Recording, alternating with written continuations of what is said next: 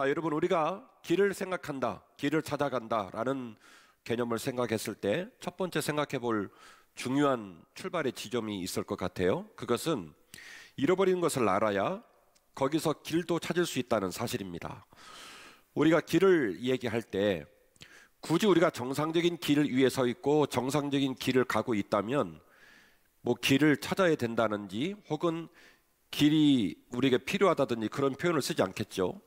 이미 우리가 길에 관한 얘기를 논의하고 있다는 얘기는 길을 잃어버렸거나 혹은 길 위에 서 있지만 그 길이 단단하지 않다는 전제를 깔고 있습니다. 그래서 우리가 길을 찾음에 있어서 온당한 길을 걸어감에 있어서 매우 중요한 선제적 조건이 하나 있는데, 잃어버린 것들을 제대로 찾아야, 잃어버린 것들을 제대로 알아야 거기서 길도 찾게 될 줄로 믿습니다. 오늘 우리가 함께 읽으신 본문의 말씀 사무엘서는 독자적인 이름을 갖고 있긴 하지만 사사기 350년 시기의 끝자락에 있는 그런 시기가 되겠습니다.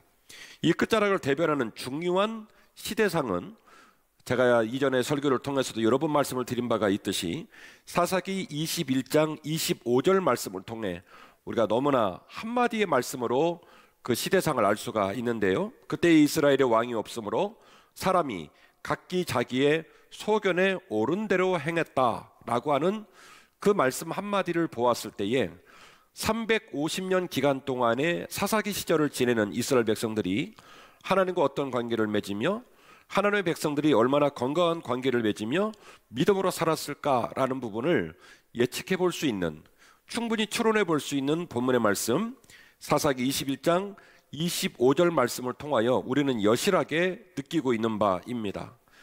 2019년 11월경 우한에서 코로나가 발생을 했고요. 2020년 2월에 전 세계로 들불 번지듯이 이 코로나가 전파되게 되었습니다. 그리고 이제 거의 1년이 다 넘어가는 시간에 복판에 우리가 서 있죠. 정치, 사회, 경제, 문화, 교육, 일상적인 삶의 자리, 모든 삶의 자리가 올스톱되어 있습니다. 그런데 이 모든 것이 정상적인 상황은 아니고 비정상적인 상황이지만은 모든 전 세계 그 시민들, 우리나라 시민들이 다 공감하고 있는 건 있어요. 어쨌든 1년이라는 시간을 견뎌내면서 주어진 상황을 우리가 감내해야 되겠구나, 이 주어진 상황을 어떻게든지 잘 견디고 통과해야 되겠구나라고 하는 것에 대해서는 아마 다 합의를 하고 있는 것 같습니다. 자, 그렇다면 이렇게 견디었을 때 어떻게 견디며 무엇인가를 해야 된다고 생각을 할 때 우리가 이 언젠가 코로나19가 끝나게 됐을 때 우리가 어떻게 견뎌야 될까? 무엇을 고민해야 될까? 어떤 모습으로 포스트 코로나 이후의 삶을 대비해야 될까라는 것을 생각을 해볼 수 있겠죠. 첫 번째는 신앙과 삶을 일치시키는 모습일 것 같습니다. 신앙과 삶을 일치시키는 거예요. 하나님의 백성임을 자청하면서 생각과 행동과 삶의 자리는 전혀 하나님과 동떨어진 우리의 삶의 자리를 바꾸어야 합니다.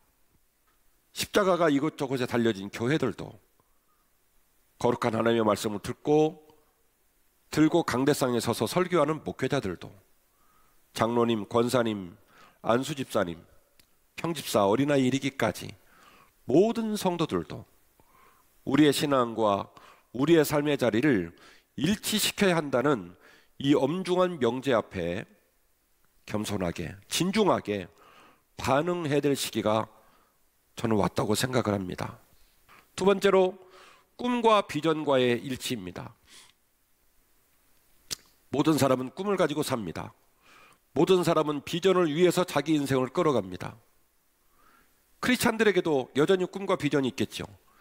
크리스찬들의 꿈과 비전은 항상 하나님 앞에서 열매가 맺혀지고 주님 때문에 빛이 납니다. 저에게도 꿈이 있고 비전이 있고 오늘 말씀을 듣고 있는 여러분 모두에게도 꿈과 비전이 있는 줄로 믿습니다. 우리 아이들도 비전이 있고 우리 청년들도 비전이 있습니다. 그런데 두 번째로 드리고 싶은 말씀은 뭐냐면 우리가 우리의 꿈과 비전에 걸맞는 모습으로 살아가느냐라는 모습이에요.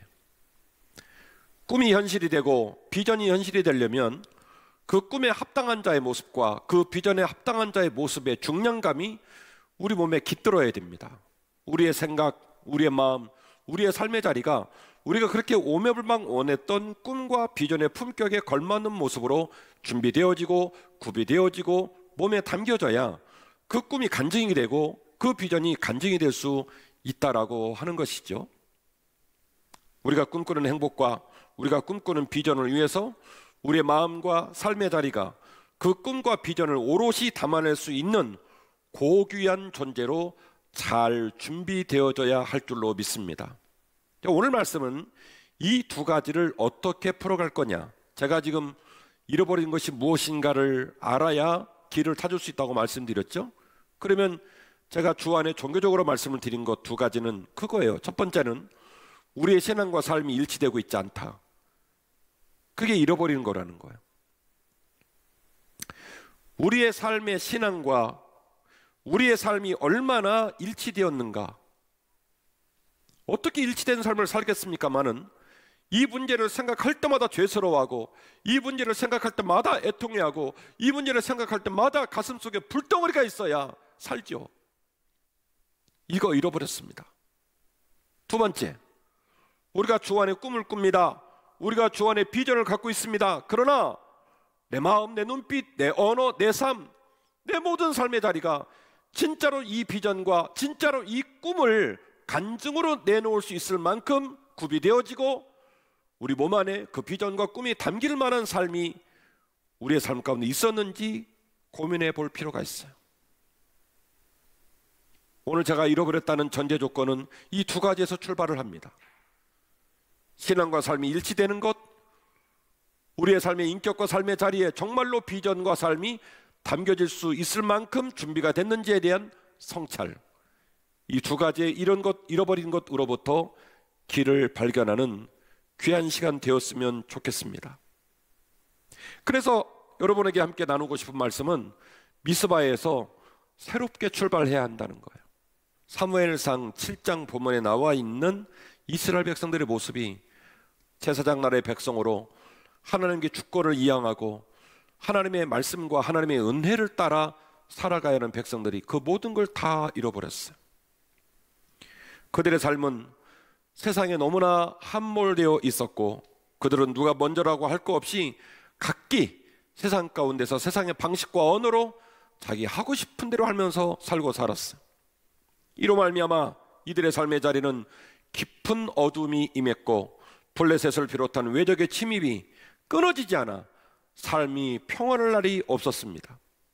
딱 오늘의 눈물과 우리가 살아가는 삶의 자리를 그냥 눈앞에서 목도하는 것처럼 사무엘상 7장에 있었던 역사의 조건과 우리가 살아가는 오늘의 역사의 조건이 어쩌면 그렇게 맞닿아 있고 닮아 있을까 하는 생각이 들 정도로 깊은 암울함과 깊은 어둠 가운데 시대상을 가지고 있었습니다.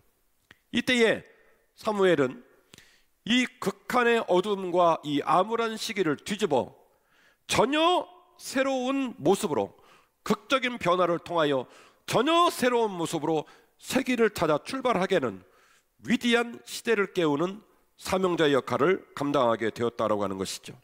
오늘 보면은 이런 어둠에서 삶이 뒤집어지고 기적 같은 새 출발을 알리는 아름답고 가슴 뛰는 본문입니다. 오늘 본문의 말씀 7장 3절 말씀인데요, 사무엘이 이스라엘 온 족속에게 말하여 이르되 만일 너희가 전심으로 여호와께 돌아오려거든, 만일 너희가 전심으로 여호와께 돌아오려거든 이방 신들과 아스타롯을 너희 중에 제거하고 너희 마음을 여호와께 향하여 그만을 섬기라. 그리하면 너희를 블레셋 사람의 손에서 건져내시리라. 이에 이스라엘 자손이 바알들과 아스타롯을 제거하고 여호와만을 섬기기 시작했다. 사무엘의 명령은 이방신을 다 버리라는 거예요. 그리고 너희 마음의 하나님을 다시 돌이켜 모시라는 거예요. 새로운 길을 걸어가는 것, 새로운 삶의 자리를 꿈꾸는 것, 우리가 이전과는 똑같이 살고 싶지 않아서 몸부림치는 것, 이 모든 것들의 출발점이 뭡니까? 나를 비우는 거예요. 잘못된 것들, 온당하지 않은 것들로 가득 채워진 나를 비우는 거예요. 그 모든 걸 정리하고 기경하고 비우지 않으면 새 길을 걸을 수도 새로운 걸 담아낼 수도 없습니다. 사무엘이 350년의 극한의 어둠 속에 있는 백성들, 그 백성들에게 새 길을 제시하고 그 백성들에게 살 수 있는 길을 제시하는 첫 번째 오더가 뭐였냐면 너희 마음과 너희 삶의 자리를 비우라는 거예요. 바알, 아스타롯, 다곤을 비롯한 수많은 잡신들을 다 버리라는 거예요. 그 모든 것들을 찍어내지 않고 그 모든 것들을 버리지 않고는 새롭게 출발할 수 없기 때문에 그렇습니다. 이 사무엘의 명령 앞에 온 이스라엘 백성들이 복종하고 순종하기 시작했습니다. 그러자 사무엘은 그 말씀에 순종하고 복종하는 이스라엘 백성들에게 자신의 역할과 자신이 해야 될 처방을 이야기를 합니다. 너희는 미스바에로 모이고 나는 너희들을 위해 기도할 거라는 거예요. 이게 바로 사무엘이 내놓은 처방입니다. 너희는 미스바로 모이고 나는 너희를 위해 기도하겠다는 거예요. 미스바로 왜 모입니까? 개 모임입니까? 산행 모임입니까? 비즈니스 하기 위해서 모입니까? 미스바로 왜 모입니까? 이날 온 백성은 미스바에 모여서 물을 떠다 놓고 금식을 선포하고 350년 동안 단 한 번도 갖지 못했던 미스바의 대각성 회개 집회를 가졌습니다. 그래서 오늘날에도 교회에서 기독교 기관에서 회개와 각성을 일으키는 가장 큰 집회를 열어놓고는 꼭 미스바라는 표현을 쓰는 이유가 여기에 있습니다. 사무엘이 처방을 냅니다. 너희들이 너희들 안에 있는 모든 잡족과 잘못된 신들을 다 찍어버리고 그리고 이제 미스바로 모이자. 미스바로 모여서 우리가 잘못했노라고, 우리가 잘못 살았노라고, 우리가 엉뚱한 것으로 채웠노라고 고백하자. 그리고 제가 오늘 모두 발언을 통해 말씀을 드렸던 것처럼 우리 모두가 죄인이기 때문에 우리가 믿음으로 고백을 하고도 그 믿음의 약속을 지키기가 어렵잖아요. 사무엘이 말하는 거예요. 나는 너희를 위하여, 너희가 그 약속을 지키고 너희가 도전한 그 사건이 하나의 사건으로 끝나지 않고 진짜 꿈과 비전의 간증이 되기 위하여 나는 너희를 위해 끊임없이 기도하겠다. 이제 이 엄청난 변화의 사건을 통하여 이스라엘 백성들은 위대한 새 출발을 경험하게 됩니다. 7장 12절 말씀인데요, 사무엘이 돌을 취하여 미스바와 센 사이에 세워 이르되 여호와께서 여기까지 우리를 도우셨다 하고 그 이름을 에벤 에셀이라 하니라. 아멘. 350년 역사를 보면 이스라엘은 블레셋을 이긴 적이 없어요. 수요 영성 집회 팀은 기억하시겠지만 맨날 그렇게 전쟁에 지니까 홈리와 비누아스가 벗개를 끌고 가가지고 그 벗개를 뺏기는 기가 막힌 일들을 경험하거든요. 그런데 사무엘이 엉뚱한 조치를 하지 않습니까? 바알과 아스도라를 비롯한 모든 이방신을 버리라. 너희 모든 죄를 토설하라. 미스바에 모이라. 하나님께 다가가자. 하나님 품에 서자. 그 말을 듣고 모든 이스라엘 백성이 미스바에 모이자 그 얘기가 블레셋에 전달이 되어서 맨날 이기니까 블레셋 사람들이 또 이스라엘 백성들을 도륙하기 위하여 쳐들어왔습니다. 그리고 생전 처음 보는 이 어마어마한 전쟁, 사무엘이 말합니다. 쫄지 마라. 하나님이 너희를 지킬 거다. 그래가지고 그 전쟁에 대승을 하게 됐어요. 정말 오래간만에 경험하는 어마어마한 대승입니다. 대승을 하고 그리고 온 이스라엘 백성들이 그제서야 우리의 삶의 주권이 하나님께 있구나. 우리의 삶의 주권이 하나님으로부터 있구나. 우리가 살면서 이런 고민 저런 고민하지만 그 모든 고민을 풀어갈 자리가 하나님께 있구나라는 사실을 깨닫게 되었을 때에 사무엘이 돌을 취하여서 미스바와 센 사이에 세우고 그리고 그 돌을 세운 자리에서 이르시되 여호와께서 여기까지 우리를 도우셨다. 여호와께서 여기까지 우리를 도우셨다. 그래서 에벤 에셀이라 이야기를 했어요. 미스바로 갑시다. 미스바에 섭시다. 폼 잡지 말고 여러 가지 변명 들어놓지 말고 우리가 죄인이라는 사실을 고백하고 우리들의 삶의 자리에 잘못된 것들을 점검하고 그리고 깨끗이 비우고 깨끗이 기경하여 미스바에 온전히 서고 나면 하나님께서 우리를 이끌어 가실 겁니다. 하나님께서 우리를 돌보시고 하나님께서 우리를 이끌어 가시고, 그래서 사무엘이 미스바의 센 사이에 돌을 세우고 선포하여 에베네셀 여호와께서 여기까지 우리를 도우셨다 고백한 그 고백의 목소리와 간증이 저와 여러분의 간증되게 될 줄로 믿습니다. 결론입니다. 우리는 우리의 미스바에서 기적 같은 새 길로 나아가야 할 줄로 믿습니다. 이제 드디어 사사기에서요 말도 안 되는 일이 일어납니다. 사무엘이 오직 온 백성을 말씀으로 가르치고 백성들을 하나님 나라의 백성답게 세우는 일에 헌신했고, 백성들은 더 이상 자신들의 뜻을 따라 살지 않고 하나님 말씀으로 양육받는 것을 즐거이 여기는 삶을 살기 시작했다는 거예요. 사진 하나 보여주세요. 구약 성경의 다른 사건을 보면 이 사건은 일상처럼 보일 수 있지만 350년의 극한의 흑암의 상황이 끝나가는 과정에 새롭게 시작되어진 이 사무엘의 행보는 되게 낯설은 행보예요. 사무엘 집이 라마거든요. 여러분이 지금 지도가 얼마나 잘 보이시는지 모르겠지만 라마에서 베델로, 베델에서 길갈로, 길갈에서 미스바로, 다시 라마로 순회를 하면서 그에게 주어지는 시간과 만남의 모든 날들을 여호와 하나님의 말씀을 가르치는 일로 채워요. 사사기의 마지막 장 말씀을 기억해 보면 이런 현상은 매우 기이한 현상입니다. 드디어 이제 백성들이 제정신이 들고 그리고 에베네셀 하나님을 경험하고 나니까 아 그렇구나, 하나님 말씀을 즐거이 여기고 하나님 말씀으로 서서 살아야 되는구나 라는 것을 백성들이 깨닫고, 이 일에 사무엘이 헌신해서 틈나는 대로 이스라엘 백성의 땅들을 밟고 다니며 그들을 말씀으로 가르치고 그들을 양육하는 일에 전심전력했다라고 하는 것이죠.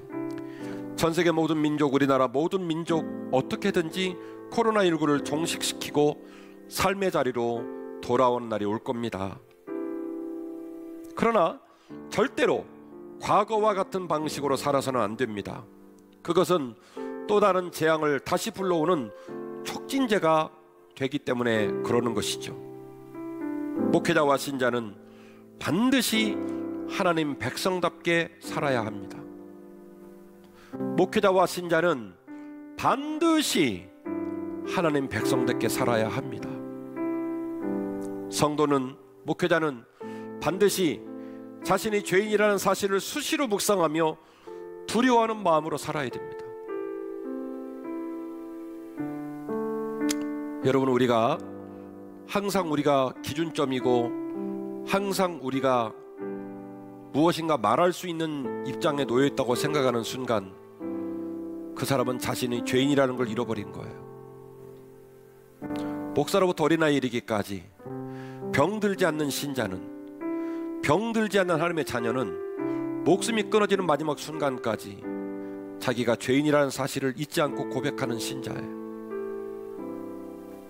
베드로가 주님을 만났을 때에 주님, 저는 죄인입니다 주저없이 고백했던 것처럼 목사가 되어도 장로가 되어도 모태신앙이 되어도 40년 50년 교회를 다녀도 여전히 내 안에 죄가 가득 차 있다는 사실을 항상 인식하고 고백할 줄 알아야 돼요. 하나님, 제가 죄인이잖아요. 제가 부족한 사람이잖아요. 그리고 목사와 성도는 마음이 따뜻하고 자신의 비전과 소망을 하늘에 둘 줄 알아야 합니다. 다른 이들을 기쁘게 섬길 줄도 알고 다른 사람들의 마음과 소통을 잘 받아들일 줄 아는 인격이 필요합니다. 제가 목사로 교회를 섬기면서 가장 가슴이 아픈 건 뭐냐면 의외로 교회에 많은 분들이 다른 사람 말을 소화를 못한다는 거예요. 다른 사람의 말을 조금도 소화를 하지 못해요. 나는 말을 해야 되고 다른 누군가는 내 말에 반응을 보이고 내가 말하자 즉각적으로 뭔가를 내놔야 한다고 믿지만 다른 사람 말은 소화를 못해요. 근데 여러분, 이건 비극이에요. 좋은 교회는 다른 사람 말을 잘 소화할 줄 아는 사람들이, 특별히 리더들이 그렇게 잘 세워지는 교회가 좋은 교회입니다. 다른 사람 말을 잘 소화해 주면요, 내가 말하려고 하지 않아도 그 사람이 물어봐요. 혹시 하실 얘기 있냐고. 여러분 공감하지요? 듣고 싶은 사람이 있어서 말을 할 때가 제일 그 말이 능력이 있고 행복한 거예요. 말하기보다는 듣기를 즐거이 여기고 주장을 내세우기보다는 다른 사람의 말과 마음을 소화해낼 줄 아는 그런 따뜻하고 너른 가슴을 가진 그런 교인들이 교회를 온전하게 빛나게 하는 겁니다. 우리의 비전과 소망을 하나님께 두십시다. 그리고 따뜻한 마음을 항상 간직하는 그 귀한 마음이 우리 한빛 가족들 모두에게 소복소복 쌓여졌으면 좋겠습니다. 다시 말씀을 드리면 우리 자체가 향기나는 존재가 되어야 한다는 거예요. 진짜 성도가 되어야 성도만의 향기가 빛이 나고 내가 나를 돌아볼 때 그런 증거와 그런 내면의 고백이 있어야 우리의 기도가 힘이 붙으며 하나님 앞에 사람 앞에서도 떳떳하지 않겠습니까?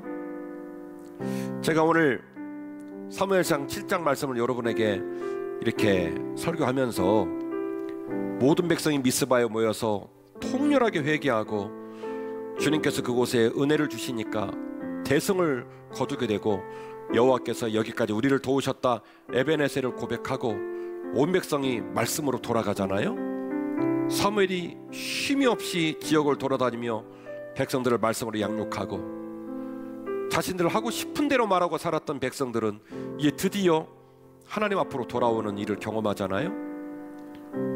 2021년 코로나가 언제 끝날지 모르겠습니다만은 그 어떤 해보다도 말씀에 푹 젖어서 사는 좋은 한 해가 되었으면 좋겠습니다. 오늘 말씀 제목, 하나님 우리가 미스바에 서겠습니다.